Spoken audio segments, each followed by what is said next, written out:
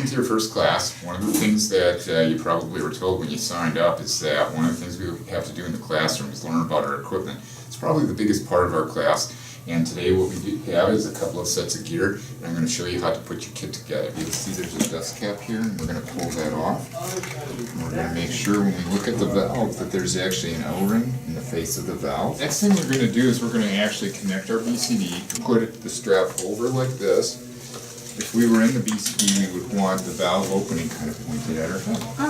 And one of the things when we hook this up, there is, on the first stage here of the regulator, there is a little knob, and we're going to turn that open, and that's actually going to match up to the O-ring in the face of your valve. You just want to kind of drop that yoke over that valve and mash those two rings up. And then we want to just tighten down on that once it's lined up.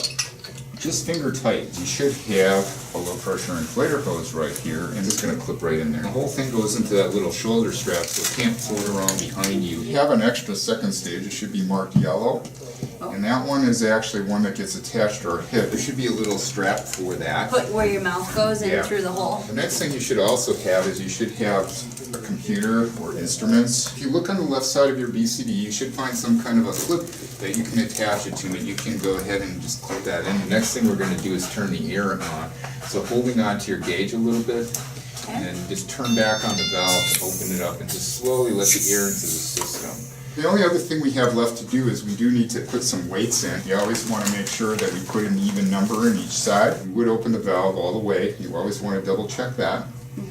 So you turn it until it stops. And then we usually turn it like a quarter to half turn back. To double check the system, we just give a little tap on the purge buttons on the second stages. So now is a good time to give the little red button a shot to make sure the air goes into the BCD. Alright. Yeah, and it looks like all this stuff is working, so we're in good shape to get in the water now. Awesome.